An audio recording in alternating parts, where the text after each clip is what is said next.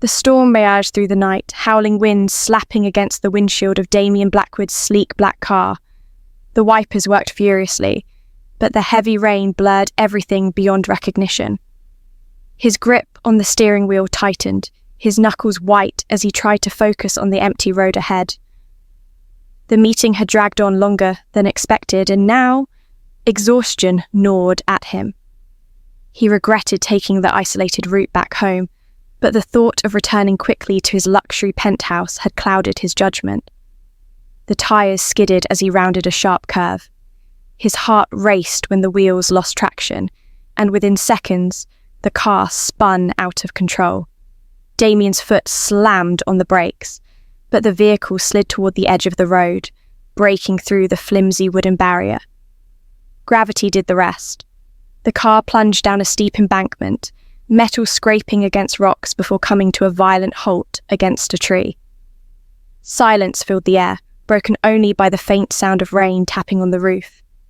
Damien's head rested against the steering wheel, a stream of blood trickling down his forehead. Pain radiated from his ribs, and he struggled to breathe. His vision blurred, and he could barely move his limbs. Panic set in as he realized the door was jammed. His mind raced. Would he be found in time? Was this how it ended for him? He heard a noise, footsteps crunching on wet leaves. His heart pounded, unsure if he was hallucinating. A soft voice, barely audible over the rain, called out, "Are you okay?" He tried to speak, but only a faint groan escaped his lips. The door creaked as someone yanked on it repeatedly. With one final pull, it flew open, and the cold night air rushed in, stinging his skin. A woman crouched beside him, her breath visible in the chilly air. Her blonde hair clung to her face, soaked from the rain. She looked worried but determined. "Stay with me," she whispered, pulling his arm around her shoulder. Her small frame trembled under the weight, but she didn't stop. Step by step, she dragged him out of the wreckage, slipping on the muddy ground but refusing to let go. Damien's eyelids fluttered as consciousness wavered. He vaguely registered the feel of her hands on his chest, pressing rhythmically as she performed CPR. Her voice, soft yet commanding, kept pulling him back from the edge of darkness. "Breathe," she urged, desperation lacing her tone. He coughed, gasping for air as rainwater mixed with the blood on his face. Relief washed over her, but before he could ask her name, his vision faded again. When he woke, dim hospital lights replaced the stormy night sky. Machines beeped around him, and a dull ache spread through his body. Confusion clouded his mind as he tried to piece together what had happened. His memory was foggy, but one image stood out, the woman who had saved him. The nurse tending to him noticed his movement and smiled. "You're lucky," she said, adjusting his IV. "If that woman hadn't found you, you wouldn't be here right now." His throat felt dry, and his voice came out as a hoarse whisper. "Where is she?" The nurse shrugged. "She didn't stay long, just enough to get you here. No one knows her name." Frustration prickled beneath his skin. How could someone save his life and vanish without a trace? The thought consumed him as the days passed. The hospital discharged him, but the mystery remained. Who was she? Why did she leave without waiting for thanks? He replayed the night over and over, clinging to the fragmented memories. Her face was burned into his mind. Kind eyes filled with determination, a voice that had pulled him from death's jigsaw door. Back in his penthouse, Damien stood by the floor-to-ceiling window, staring at the rain that drizzled over the city skyline. His reflection mirrored the turmoil inside him. He couldn't let it go. She had saved him when no one else was there. She was more than a passing stranger. She had become the obsession that haunted his sleepless nights. Weeks passed, but the mystery of the woman lingered like a shadow. Damien couldn't escape. His usual routines, corporate meetings, investor calls, and social events felt hollow. Every time he closed his eyes, he saw her. It wasn't just the fact that she had saved him. It was the way she had vanished. as if she had deliberately slipped out of his reach. The silver bracelet she had left behind during the rescue sat on the coffee table in front of him. It was delicate, engraved with a tiny crescent moon charm. He picked it up, the cool metal pressing against his palm. The symbol felt significant, as though it held a clue to her identity. But countless online searches for local jewellery shops had led to dead ends. Frustrated, he tossed the bracelet down and leaned back into the leather couch, running his hands through his hair. Damien wasn't used to failure. He was a man who built empires, who controlled outcomes. Letting go of something wasn't in his nature, especially when it gnawed at him like this. Late one night, after tossing and turning in bed, he made a decision. If the typical search methods weren't working, he'd use his influence to dig deeper. He reached for his phone and called his most trusted security advisor, Mark. "I need you to find someone for me," Damien said, pacing the room. "A woman, no name, no address, but I have this." He sent Mark a picture of the bracelet. Mark hesitated before answering. "That's not much to work with." "Just do what you can," Damien insisted, his tone firm. "Use every resource." For the next few weeks, his team combed through hospital records, local security footage, and anonymous tips, but each lead fizzled out. Damien's frustration grew. He barely paid attention during meetings, his mind constantly drifting back to her. Even Vanessa, his fiancée, noticed the change. Vanessa was everything society expected him to want: poised, intelligent, and beautiful. Their engagement was a strategic alliance between their families, one meant to strengthen business ties. But in private, their relationship lacked warmth. Sitting across from her at dinner one night, Damien realised he hadn't heard a word she'd said. "Damien," Vanessa said, tapping her fork against her wine glass. "You've been distant lately. Is something wrong?" He forced a smile. "Work's been demanding," she sighed, setting down her glass. "I know things have been busy, but we're getting married soon. I need you to be present. Maybe we should take a trip, somewhere quiet, away from all the noise." A trip was the last thing on his mind. He nodded politely, promising her they'd discuss it later, but as the night wore on, he felt trapped. Vanessa represented everything stable in his life, yet her presence only highlighted what was missing. The woman who had saved him was out there somewhere, and he couldn't shake the feeling that she was more than just a fleeting moment. Then, one morning, everything changed. Mark called, his voice tinged with excitement. "We found something." Damien sat up in bed, the phone pressed tightly to his ear. "What is it?" "One of my guys spotted someone matching your description at a community event last week. Blonde, mid-30s, wearing a bracelet with the same crescent moon charm." Damien's pulse quickened. "Where was this?" "Some outreach centre downtown. She volunteers there." Without wasting a second, Damien threw on a suit and drove to the location. His fingers drummed against the steering wheel as he navigated through traffic, his mind racing with possibilities. Was it really her? Would she recognise him? What would he even say after all this time? He arrived at the centre, a modest building with large windows that overlooked a small garden. Children played outside, their laughter echoing in the crisp morning air. He scanned the crowd, but didn't see her. Anxiety bubbled in his chest. What if this was another dead end? Stepping inside, he was greeted by the scent of freshly brewed coffee and the hum of chatter. A receptionist at the front desk smiled warmly. "Can I help you?" "I'm looking for someone," Damien said. "She was here last week. Blonde, about this height." He gestured with his hand. She wore a crescent moon bracelet. The receptionist thought for a moment. "That sounds like Luna. She's one of our regular volunteers, but she's not here today." Luna. The name sent a shiver down his spine. After months of searching, he finally had a name. But the receptionist's next words hit him like a wave. "She's usually here on weekends. You might catch her tomorrow." Damien thanked her and walked back to his car, his mind swirling with anticipation. Luna. The name rolled off his tongue, both familiar and foreign. He had less than 24 hours to prepare, but the thought of seeing her again filled him with both excitement and fear. For the first time in months, he felt alive. But little did he know the answers he sought were wrapped in secrets that could destroy him. The following day, Damien couldn't sit still.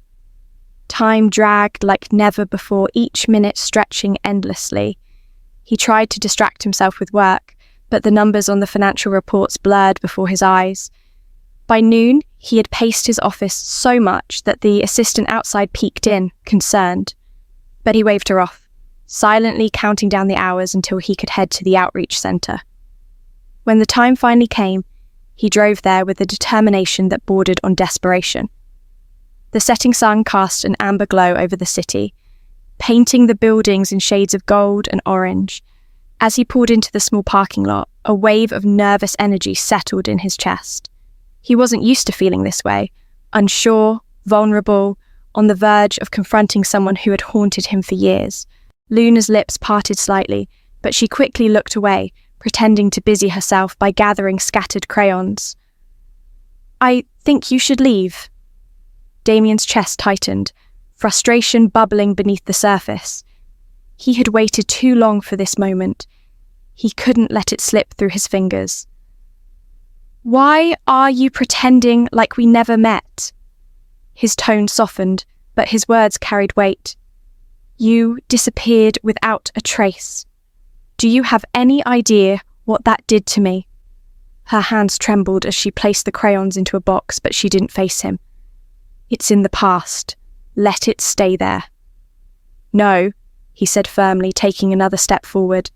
"I can't. Not until I understand why you left." Luna finally turned to face him, her eyes filled with a mixture of fear, regret, and something else, something he couldn't quite decipher. For a moment, it seemed like she might say something, but the sound of children laughing nearby snapped her back into reality. She shook her head and began walking toward the building's entrance. He followed her, his heart pounding. "Luna, please. I'm not here to make things difficult. I just need answers." She stopped just outside the door, her back still facing him. "You think you want answers," she said quietly, "but you don't. Not the ones I have." Damien's breath hitched. Her words carried a weight that made his stomach churn. "Try me," he whispered. She hesitated, then turned around, her eyes glistening with unshed tears. "Why now, Damien? Why couldn't you just let me stay hidden?" "Because I couldn't forget you," he admitted, the vulnerability in his voice surprising even himself. "You saved my life. I needed to know why you walked away without letting me thank you." Her lips trembled, and for a moment she looked like she might break. But she quickly pulled herself together, wiping the corner of her eye before any tears could fall. "It's not about thanks," she said. "It never was." He stepped closer, closing the distance between them. "Then, what is it about? What are you hiding?" She stared at him, as if debating whether or not to reveal the truth. The air between them felt heavy, suffocating. Just when he thought she would walk away again, she exhaled sharply and lowered her gaze. "Meet me at the park near the river tonight," she said softly. 7 p.m. No one can see us talking here." Before he could respond, she slipped inside the building, leaving him standing outside, his heart pounding like a drum. He had come here hoping for closure, but the look in her eyes had only opened more questions. What could she possibly be hiding that was so dangerous it had kept her running for 6 years? He checked his watch. It was only 4 p.m. now. 3 hours felt like an eternity. The thought of what Luna might reveal consumed him as he returned to his car. Answers were within reach, but something told him that whatever she was about to tell him could change everything. The sun had already dipped below the horizon by the time Damien arrived at the park. The faint glow of streetlights cast long shadows over the pathways, and the quiet hum of the river created an eerie backdrop.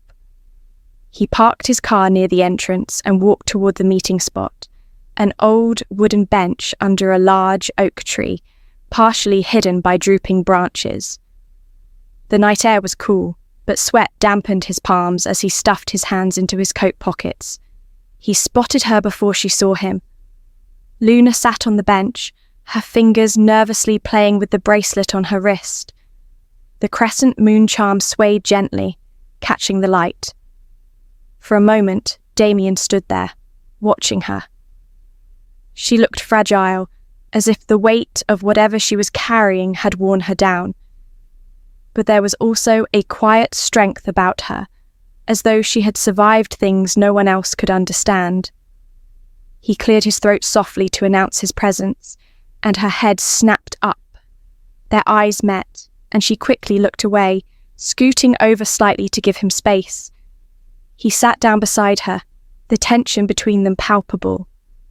Neither of them spoke at first. The sounds of rustling leaves and the distant chirping of crickets filled the silence. Damien wanted to give her time, but his patience was wearing thin. 6 years of questions, confusion, and sleepless nights had led to this moment, and he couldn't wait any longer. "You said I wouldn't want to know the truth," he finally said, his voice low. "Why?" Luna let out a shaky breath, her fingers tightening around the bracelet. "Because it's not the kind of truth you can walk away from." He leaned forward, resting his elbows on his knees as he looked at her. "Try me." She hesitated, then lifted her gaze to meet his. "After I saved you that night, I didn't disappear because I wanted to. I had no choice." His jaw tightened. "Why? Who forced you to leave?"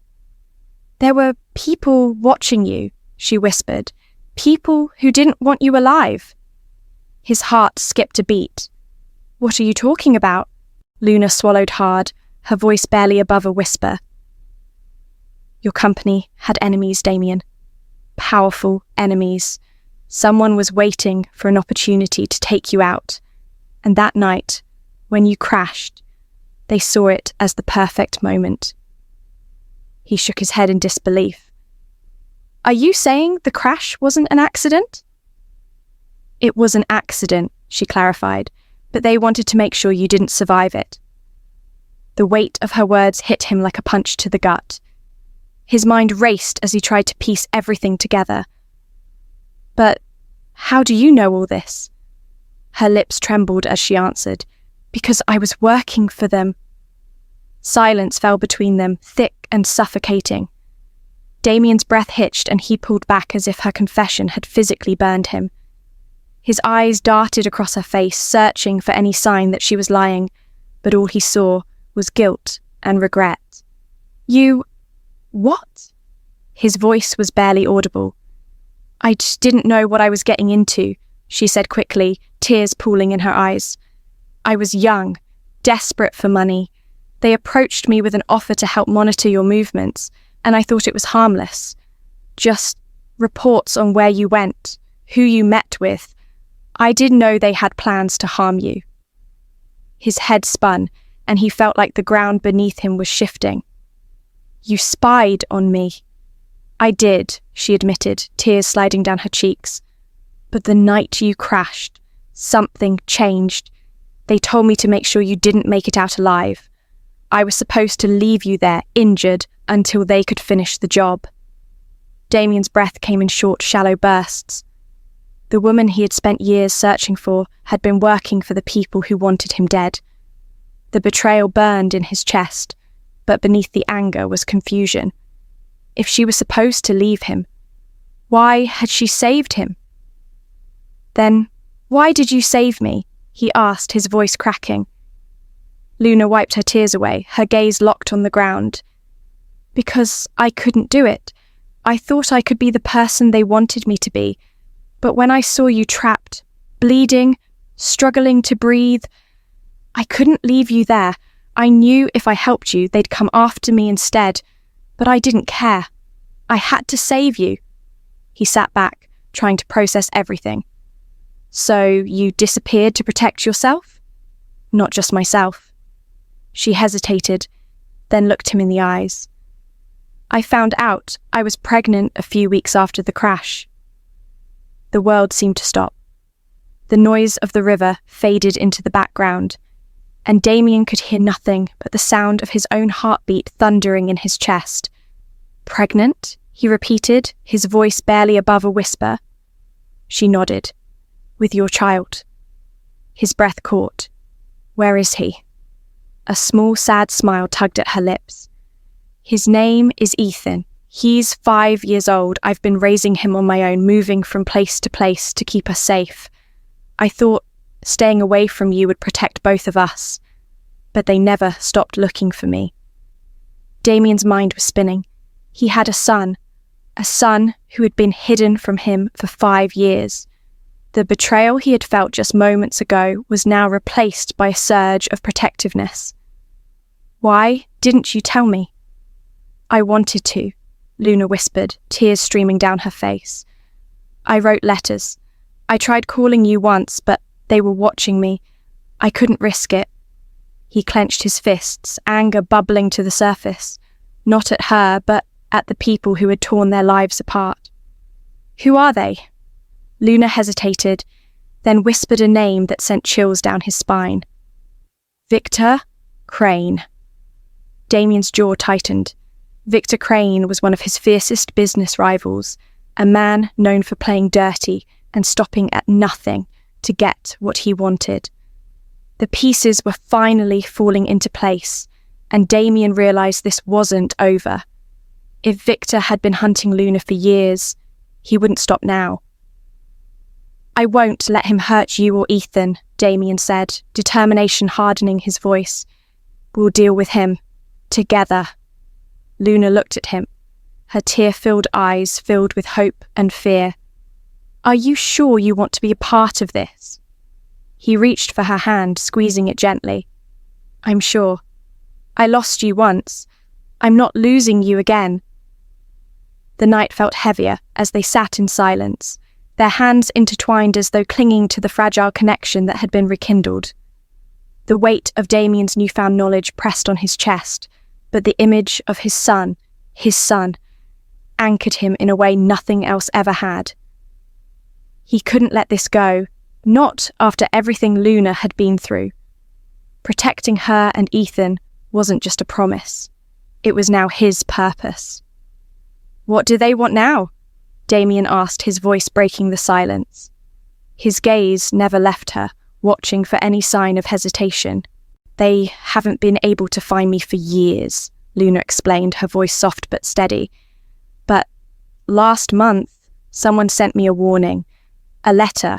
No return address, no signature, just a reminder that they're still watching. I moved again, thinking it would throw them off. But now I know it's only a matter of time. Damien's mind shifted into problem-solving mode. His instincts as a businessman and strategist kicked in. Did you tell anyone about the letter? She shook her head. No one. I've been handling this alone for too long. Not anymore, he thought. We're going to fix this. But first, I need to meet Ethan. Luna's breath hitched, her eyes softening. You want to meet him? Of course I do, Damien said without hesitation. He's my son. I missed 5 years of his life. I won't miss another day. A tear slipped down her cheek and she nodded. Okay, tomorrow morning. I'll bring him to the park where he likes to play. But, Damien, her voice trembled slightly. He doesn't know who you are. I didn't tell him about you. Pain stabbed at Damien's heart, but he understood why she had made that choice. She had been protecting their son the only way she knew how. I'll take it slow, he promised. I won't overwhelm him. She exhaled shakily, relieved by his response. Thank you. Just as they stood to leave, the faint buzz of Luna's phone shattered the calm. She pulled it from her pocket, and her face drained of colour as she read the message. Without a word, she handed the phone to Damien. His eyes narrowed as he scanned the short text. "You're not as hidden as you think. We're closer than you realize." Damien's fingers tightened around the phone. His blood boiled, but he forced himself to stay calm. "They're trying to scare you," he said, handing the phone back. "But now that I know what's going on, they've lost their advantage." Luna looked at him, fear clouding her expression. "Damien, you don't know what they're capable of." "Maybe not," he admitted, "but they don't know what I'm capable of either."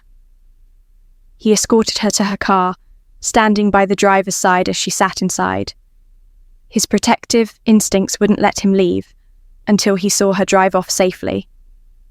She rolled down the window, her eyes searching his. "Are you sure you're ready for this?" she asked again.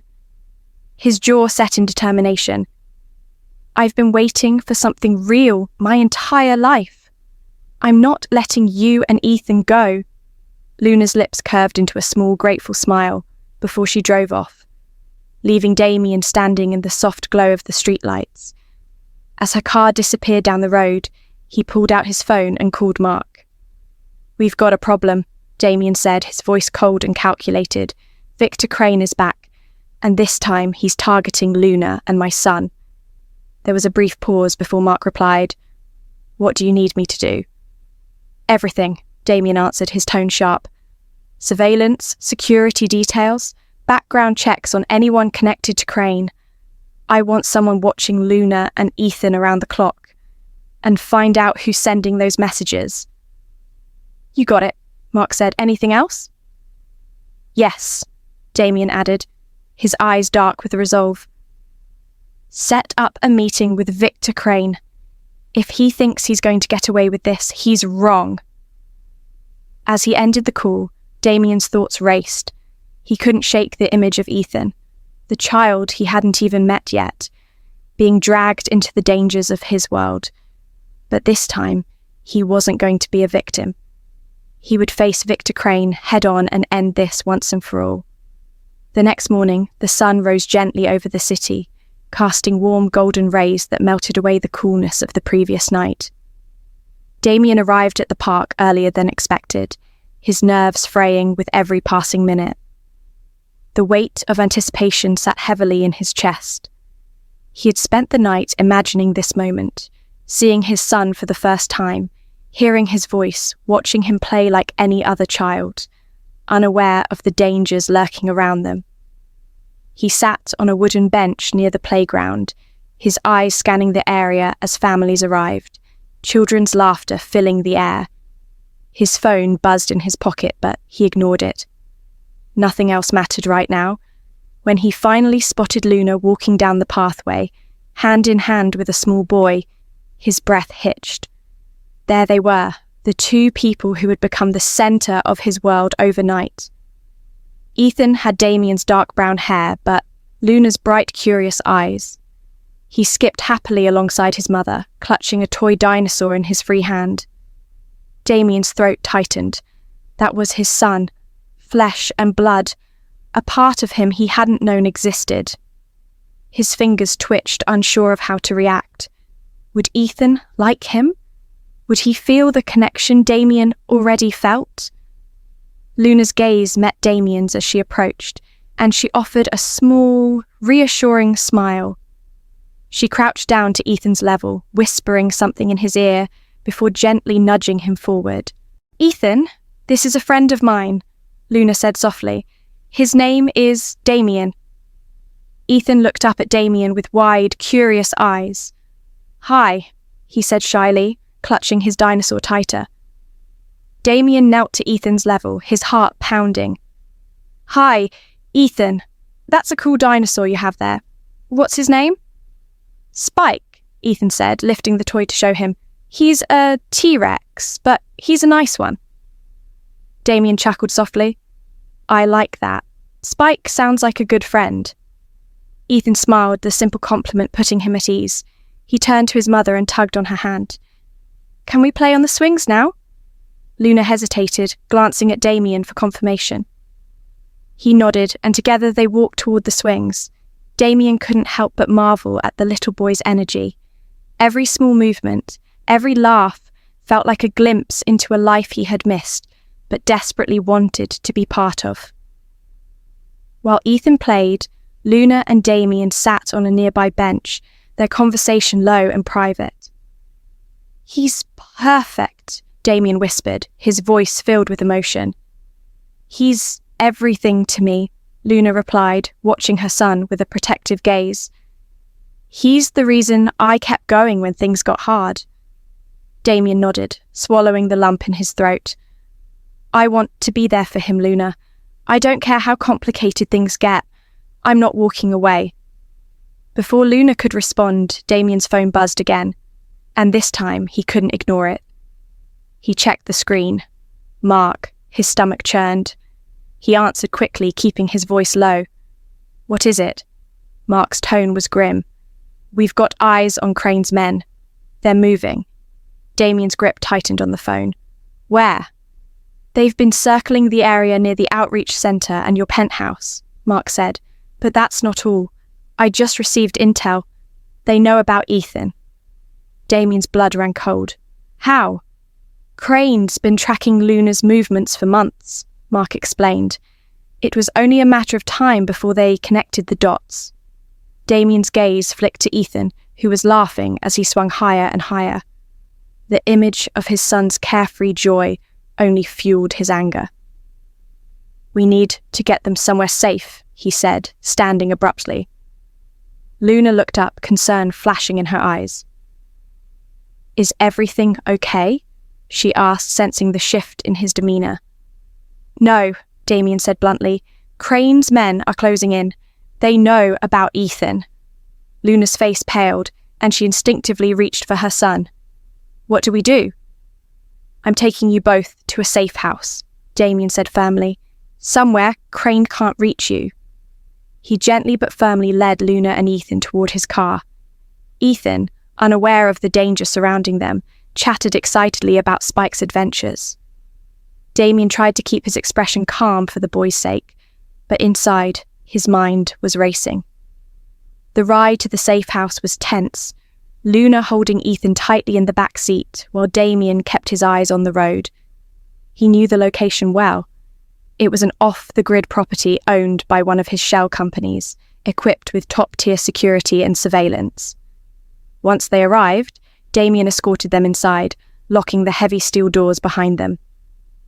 The house was modest but fortified, with bulletproof windows, security cameras, and an underground panic room.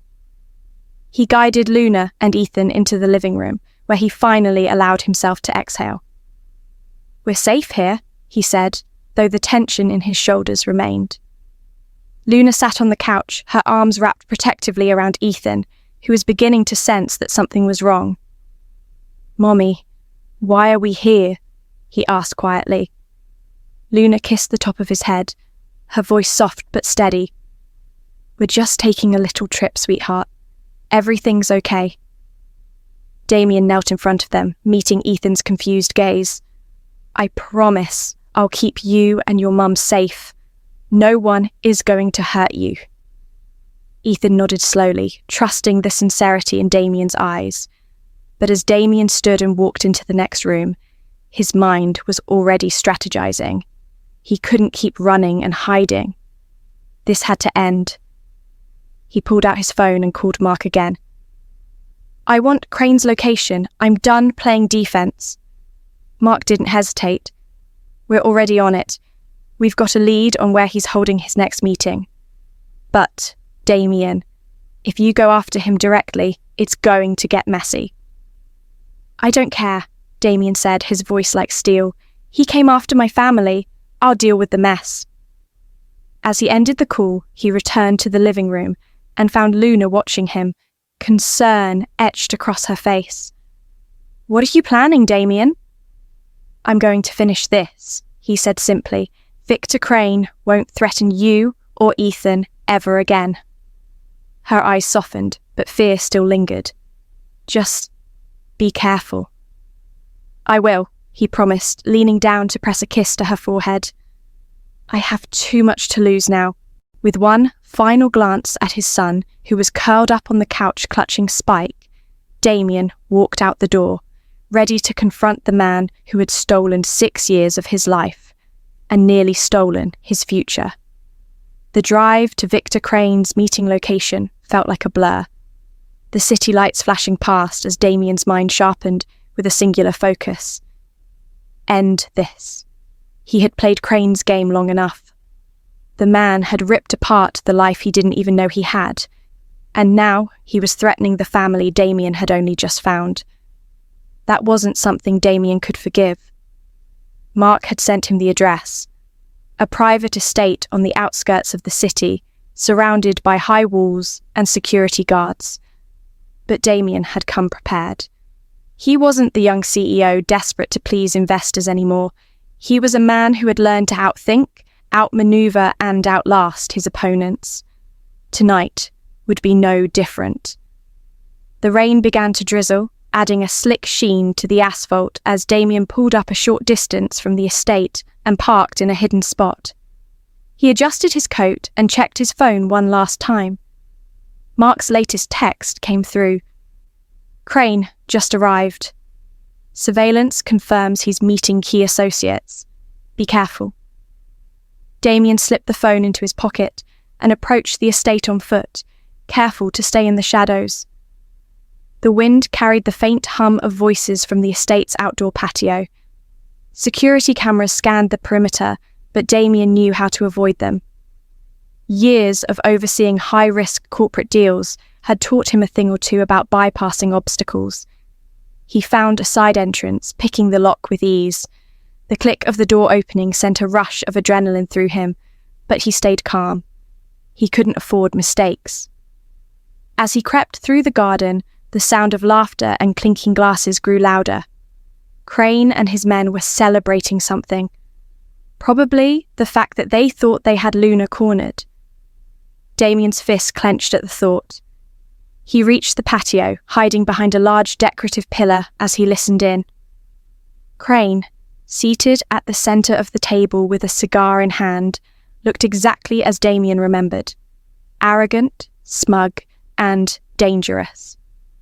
He was surrounded by men in tailored suits, all of them enjoying expensive drinks as if they hadn't spent the last few years hunting an innocent woman and her child. "We've waited long enough," Crane said, exhaling a cloud of smoke. "Our people know where she is now. It's only a matter of time before we bring her in. She won't be able to hide this time, especially not with the kids slowing her down." Damien's blood boiled, his hands tightening into fists. He wanted to storm in and wipe that smug grin off Crane's face, but he forced himself to stay hidden, listening for more information. One of Crane's men leaned forward. "What about Blackwood? You think he knows about the kid?" Crane chuckled darkly. "If he doesn't yet, he will soon. And by the time he figures out what's happening, it'll be too late. We'll have Luna and the boy in our hands, and Blackwood won't be able to do a damn thing about it." Damien had heard enough. He stepped out of the shadows, his voice cutting through the night like a knife. "I wouldn't be so sure about that." The table fell silent as all heads turned toward him. Crane's eyes narrowed, but his lips curved into a smirk. Well, the man of the hour. I was wondering when you'd show up." Damien walked forward, his gaze locked on Crane. The tension crackled in the air as he stopped just short of the table. "You made a mistake coming after my family." Crane leaned back in his chair, swirling the whiskey in his glass. "Family, huh? That's an interesting choice of words. You didn't even know you had one until recently. Don't act like you care now." "I care enough to stop you," Damien said coldly. Crane chuckled, setting his glass down. "You think you can stop me? You're just a businessman, Blackwood. This isn't your world." Damien's jaw tightened. "It is now." Before Crane could respond, Damien pressed a button on his phone. Within seconds, the sound of screeching tyres filled the air as several black SUVs pulled up outside the estate. Mark and a team of private security guards flooded in, surrounding the patio and blocking any chance of escape. Crane's smirk faded. "What the hell is this?" "Insurance," Damien said, stepping closer. "You didn't think I'd come alone, did you?" The guards secured Crane's men, disarming them and forcing them to the ground. Crane tried to stand, but Damien grabbed him by the collar, yanking him close. Their faces were inches apart, and for the first time, Damien saw fear flicker in Crane's eyes. "You spent 6 years hunting the woman who saved me," Damien growled. "You threatened my son. That was your last mistake. You don't have the guts to do anything." Crane spat, but his voice wavered. Damien's grip tightened. "I don't have to. I have everything I need to bury you. Evidence of your involvement in the attempted hit on me, the threats against Luna, and the illegal tracking of her movements. By the time I'm done, you'll be in prison and your empire will be in ruins." Crane's face paled. "You can't prove any of that." Damien smiled coldly. "I already have." With a nod to Mark, Damien released Crane and watched as the guards restrained him. Crane thrashed against them, shouting threats and curses, but Damien didn't flinch. He had won. For the first time in years, the weight of fear and uncertainty lifted from his shoulders. As the SUVs drove off, taking Crane and his men into custody, Damien stood alone on the patio, the cool night air brushing against his face. He closed his eyes and exhaled deeply. It was over. Crane couldn't hurt Luna or Ethan anymore. But the victory didn't feel complete until he was back with them.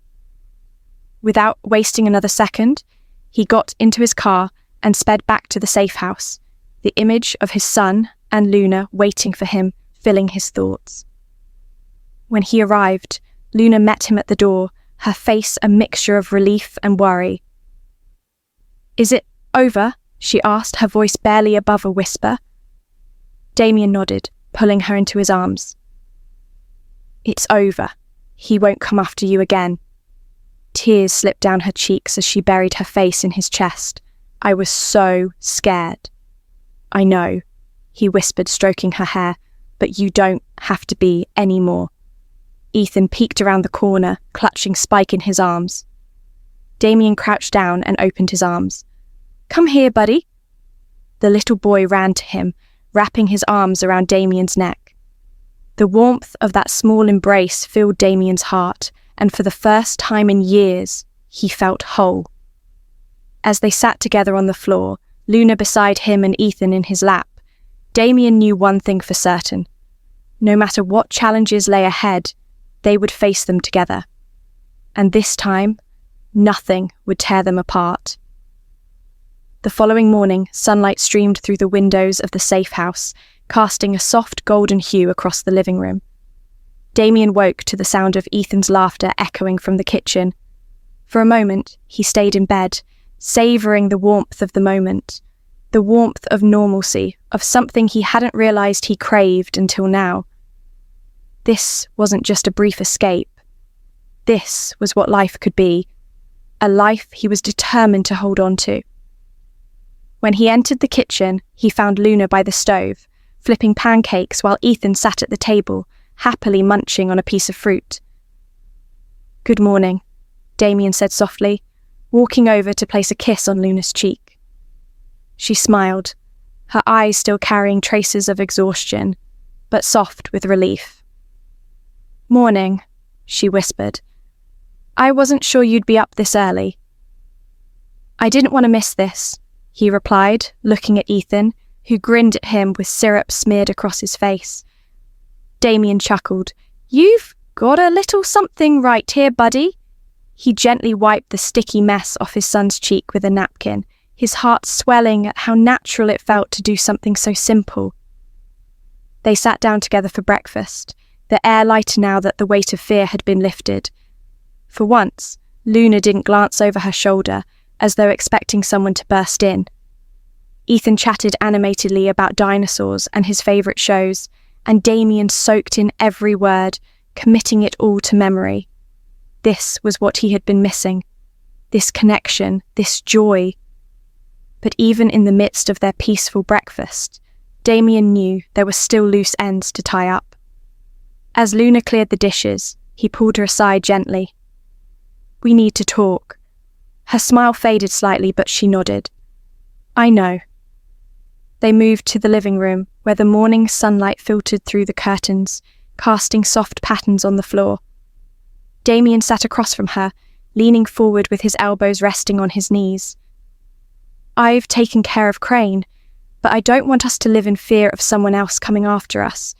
We need a long-term plan." Luna bit her lip, her fingers fidgeting with the hem of her sweater. "Do you think it's over for good? Or will someone else come looking for us?" "I've dismantled most of Crane's network," Damien assured her, "but I don't want to take any chances. I want to make sure you and Ethan have permanent protection." Her eyes softened, but a shadow of uncertainty remained. "Damien, you've already done so much. You don't have to keep putting yourself at risk." "I'm not putting myself at risk," he said firmly. "This is about making sure you both have the life you deserve. I want Ethan to grow up without ever looking over his shoulder." She exhaled shakily, nodding. "What do you have in mind?" "I've already spoken to Mark," Damien explained. "We're setting up a security detail that will keep watch over you wherever you go. They'll be discreet, but they'll be there if you ever need them. I also want you both to move into my main residence. It's safer, and we can be together." Luna's eyes widened slightly. "Damien, that's a big step." He took her hand in his thumb gently stroking her knuckles. "I know, and I'm not saying we have to rush into anything. But I don't want to miss any more time with you or Ethan. We can take things slow, but I want us to be a family." Her gaze dropped to their intertwined hands, and for a moment she said nothing. When she finally looked up, tears shimmered in her eyes. "I've been running for so long, Damien. I don't know how to stop." "You don't have to know," he said softly. "Just let me help you." A tear slid down her cheek, and she smiled through it. "Okay, let's do this." Relief flooded through him as he pulled her into a warm embrace. For the first time in years, Luna felt like she could finally breathe. She wasn't alone anymore, and neither was Damien. They had found each other again against all odds, and this time they weren't letting go. Later that afternoon, Damien watched as Luna and Ethan packed their things. His phone buzzed with a message from Mark. "Crane has officially been taken into custody. Evidence is solid. He won't be getting out anytime soon. You're clear." Damien exhaled, relief washing over him like a wave. It was over. Truly over. As he put his phone down, Ethan ran over, tugging at his hand. "Come on, Dad! You said you'd help me pack Spike!" Damien's heart swelled at the word. Dad. It was the first time Ethan had called him that, and it felt like the final piece of the puzzle falling into place. "I'm coming, buddy," he said, lifting Ethan into his arms and spinning him around, both of them laughing. In that moment, Damien knew that no matter what challenges lay ahead, they would face them together as a family.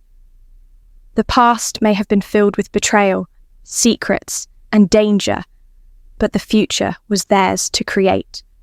And this time, it was filled with love, trust, and the promise of a new beginning. A week later, the atmosphere in Damien's luxurious estate was markedly different from the cold, empty space it had been before. The once sterile walls now echoed with the sound of Ethan's laughter, the thud of his small feet running down the hallways, and the warmth of family meals shared around the dining table. The transformation wasn't just physical, it was emotional. The void Damien had carried inside him for years was now being filled with moments of joy, love, and purpose. Luna had adjusted quickly, though there were times when Damien caught her staring out the window, lost in thought. He knew the years of running wouldn't disappear overnight, but he was patient.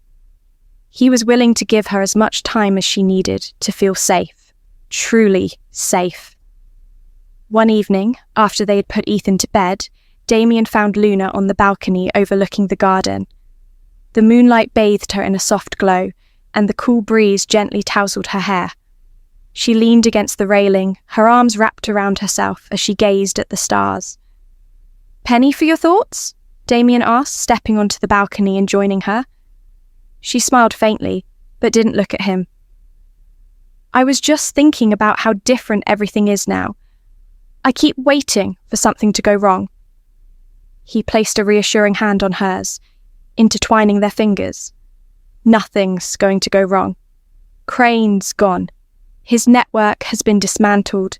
You don't have to look over your shoulder anymore." "I know," she whispered, "but after so many years of living in fear, it's hard to believe it's really over." He turned her gently, cupping her face in his hands.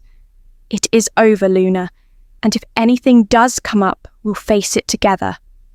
Her eyes glistened with unshed tears, and she nodded. "I'm trying, Damien. I really am."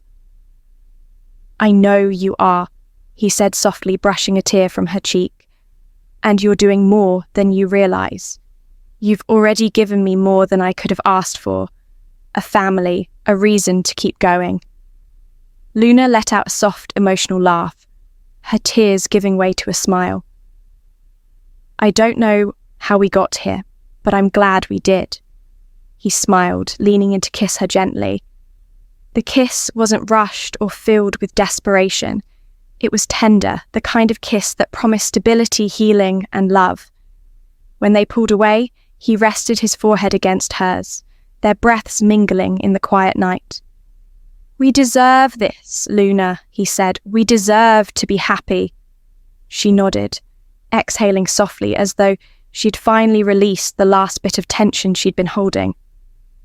"Okay, I'll stop looking back," he smiled. "Good, because the future looks a lot better." The next day, they officially began building that future. Ethan started kindergarten at a local private school, something Luna had been hesitant about, but eventually agreed to when Damien assured her of the security measures in place. The drop-off was emotional. Ethan waved at them with his usual energetic smile, but Luna wiped away tears as they walked back to the car.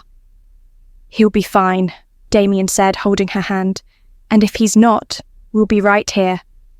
She laughed softly through her tears. "I know, it's just hard letting go."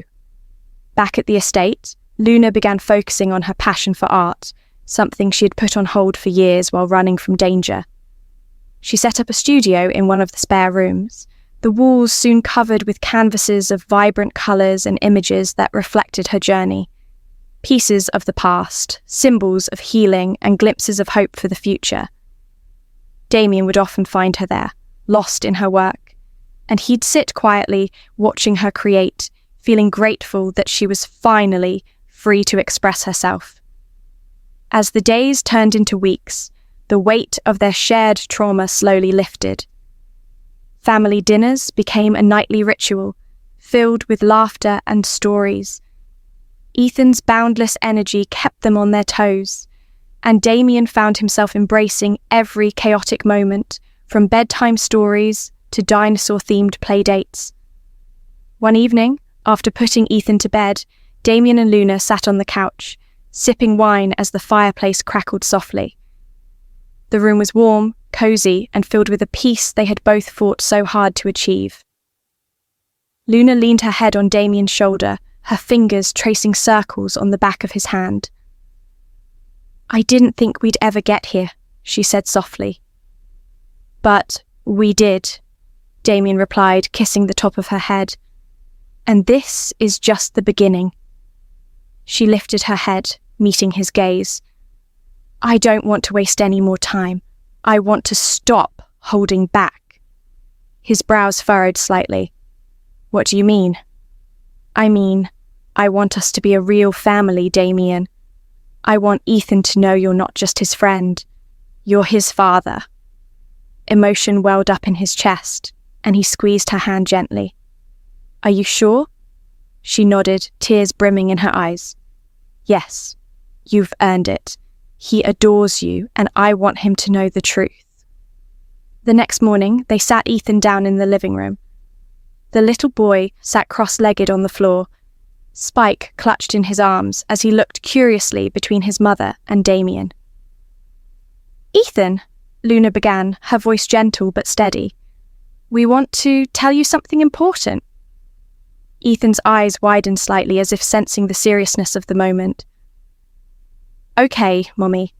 She glanced at Damien, who nodded, then continued, "You know how Damien has been spending a lot of time with us?" Ethan nodded eagerly.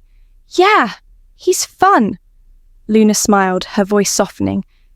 "That's because he's not just a friend. He's your dad." The room went silent for a moment, and Damien held his breath, watching Ethan's reaction carefully. The little boy's eyes widened even further, and he looked at Damien with a mixture of surprise and curiosity. "You're my dad?" Damien swallowed the lump in his throat and smiled. "Yes, buddy. I'm your dad, and I'm going to be here for you always." Ethan's face lit up with pure joy, and he launched himself into Damien's arms, wrapping his small arms around his neck. "Yay! I have a dad!" Damien held him tightly, tears slipping down his cheeks as he whispered, "Yes, you do. And I love you more than anything." Luna watched them, tears streaming down her face, but her heart finally at peace. The family she had longed for was now a reality, and the past no longer had the power to haunt her. As the sun set that evening, casting a warm glow over their home, Damien, Luna, and Ethan sat together on the porch, watching the stars appear one by one. The future stretched out before them, unknown but filled with promise. Whatever challenges lay ahead, they knew they would face them together. Because now, they weren't just survivors, they were a family. And that made all the difference. Months passed, and life settled into a rhythm that felt both new and familiar. The scars of the past had not vanished entirely, but they no longer dictated their every move. Ethan thrived in school, excelling in his classes and making friends with an ease that brought joy to both Damien and Luna.